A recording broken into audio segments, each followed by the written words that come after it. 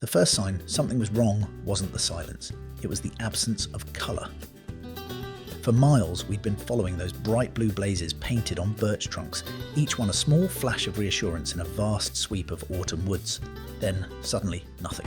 Just bark and lichen, wind in the canopy, and the long hush of mountain air that makes you realise how far from help you've wandered.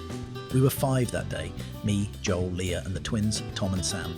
We'd started early, climbing out of the valley on a trail known as the Crestline Traverse, a route famous for its clear markings and predictable switchbacks. I'd hiked it twice before and trusted it completely. That trust was our first mistake. By midday, we reached a ridge where the wind had stripped the trees bare. Joel was ahead, scanning for the next blaze, when he stopped, frowned and waved me over. "They're gone," he said simply. I thought he meant 1 or 2 missing, but when I looked ahead, there were no blazes on the trees, no cairns stacked along the granite shoulder, no trail sign nailed to the post that should have stood by the split. It was as if the path had dissolved. Leah dropped her pack and crouched, brushing the ground. "Trail's still faint here," she said. "See, the dirt's packed." But 30 feet on, even that vanished. The ridge flattened out, and underfoot the ground was littered with leaves, fresh from the week's storms. Whatever clues had existed were buried beneath a golden quilt. We backtracked a bit, thinking we'd missed the turn. Still nothing. The blazes ended clean, like someone had scraped them away with a knife. There were no fallen logs hiding the marks, no fresh cuts in the bark. It looked deliberate. "Could be vandalism," I said quietly. We'd heard rumours. Someone angry about overuse in this section, stripping signs to keep hikers out. For the first time, Sam looked uneasy. "So, we're lost?" "No," I said, though I felt the lie in my gut. "We just don't have markers anymore."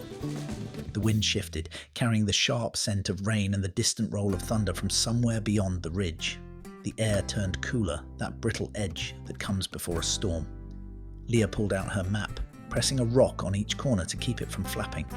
The contour lines told us we should be near a saddle leading west, but without blazes, every direction looked the same.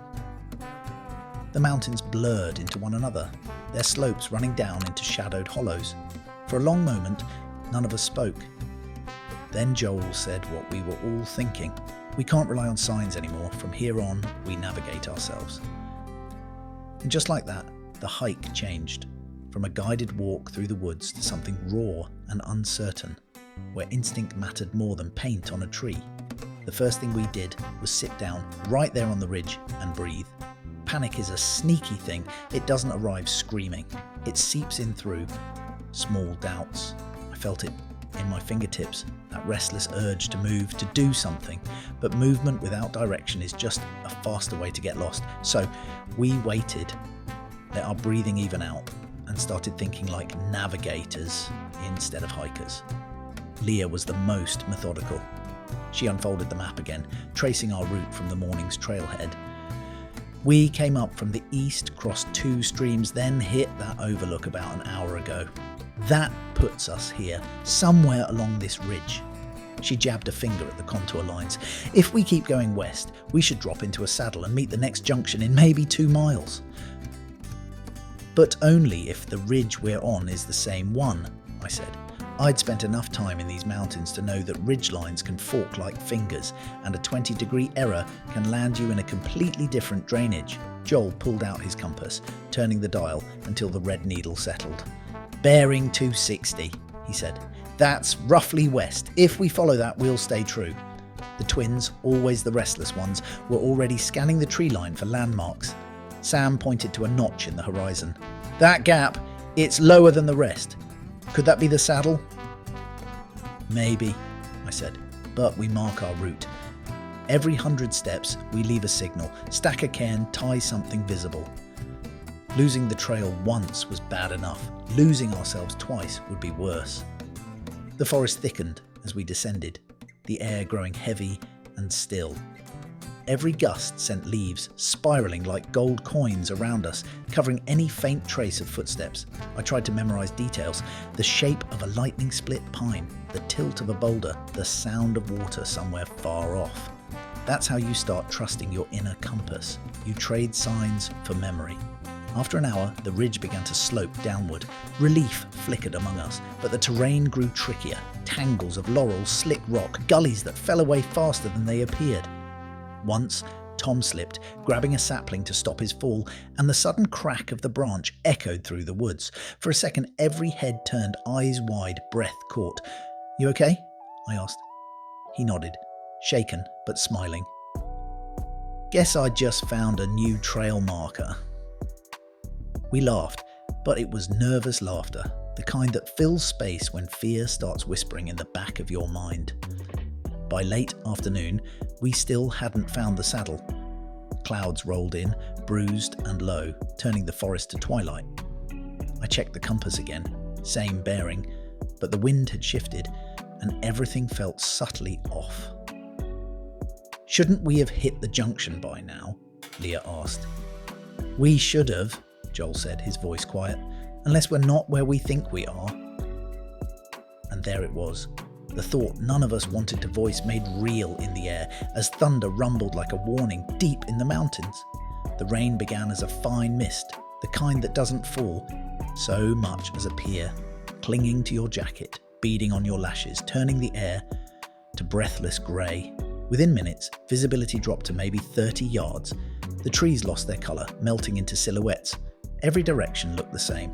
We stopped under a cluster of firs, their branches thick enough to give a little shelter. I pulled out my map again, but it was already softening at the edges, the ink starting to blur. Leah crouched beside me, shielding it with her jacket.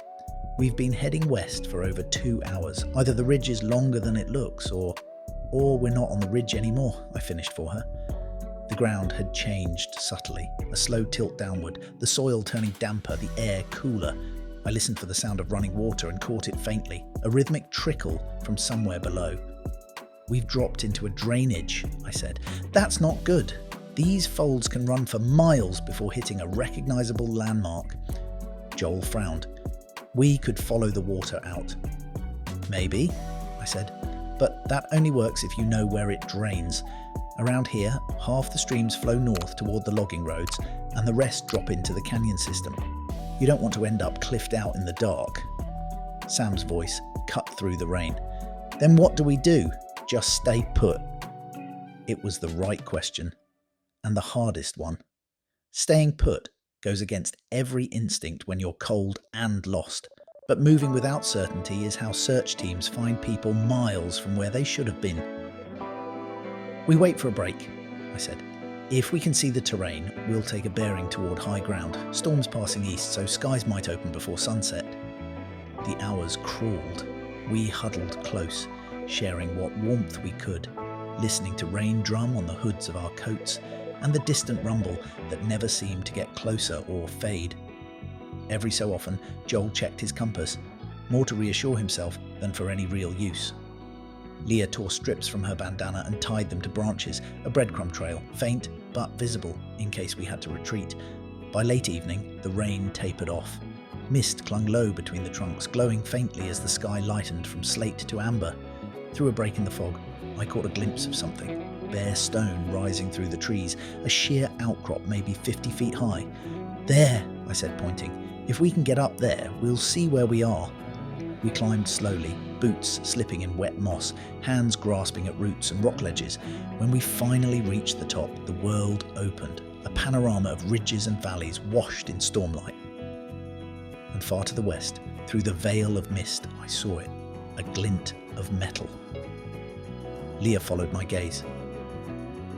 "That's a signpost," she whispered, but it was still miles away, across 2 valleys and 1 long ridge, and the light was dying fast.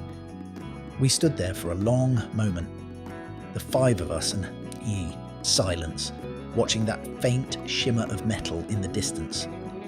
It could have been anything, a signpost, a water tank, even just a piece of old fence, but in that dim, bruised light, it looked like salvation.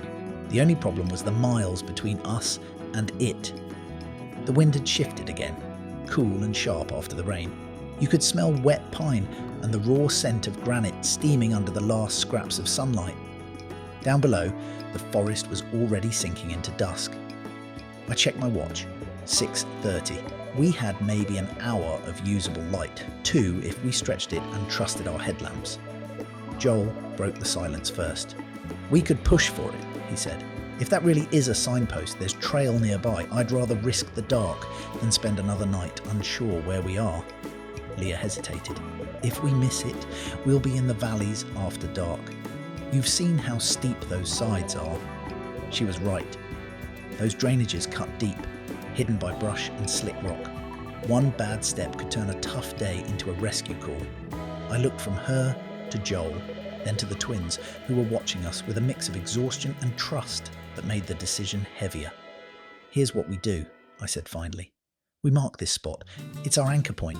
Then we'll follow that bearing toward the metal. Slow, steady.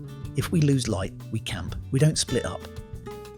So we built a cairn right there on the rock.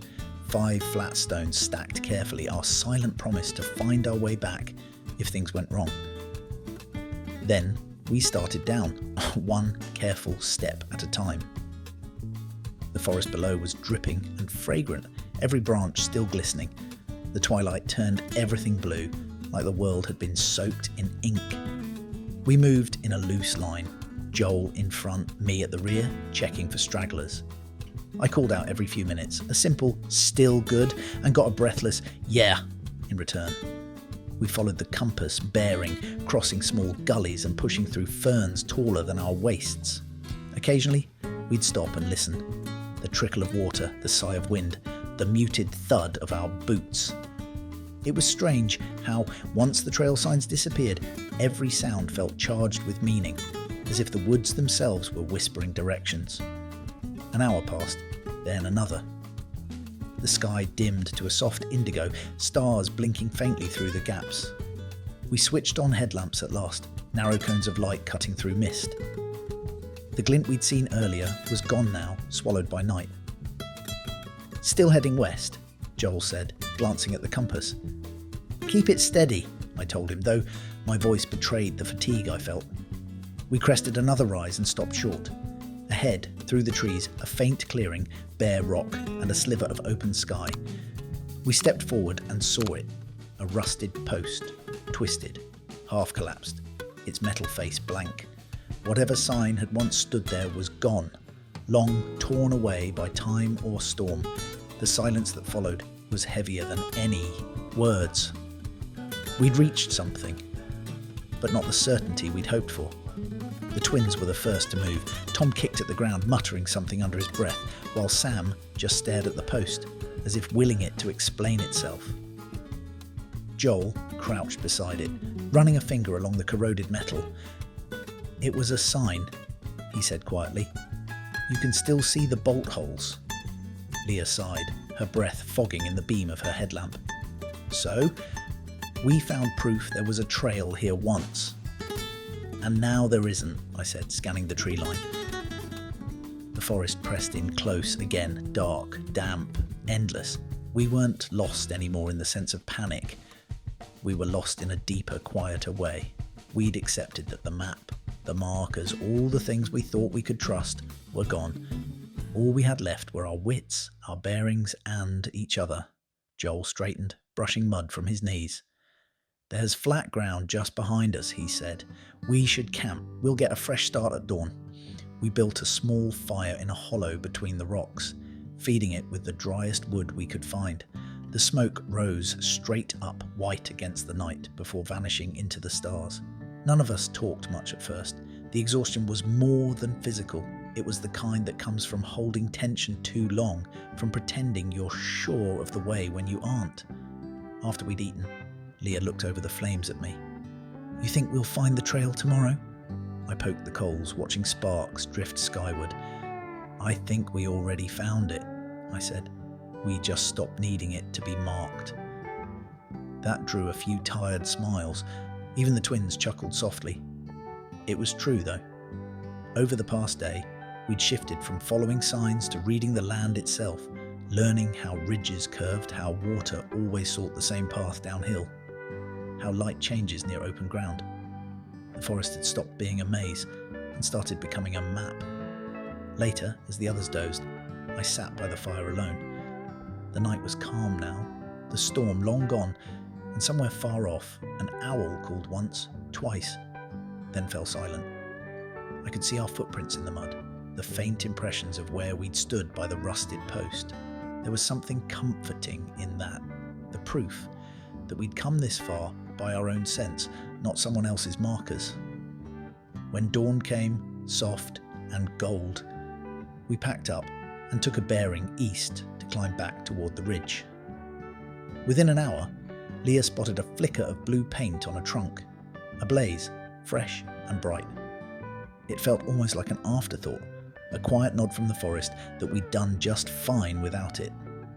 As we stood there smiling, I thought about how quickly dependence can turn to awareness, and how losing the way can sometimes teach you more than any perfect trail ever could.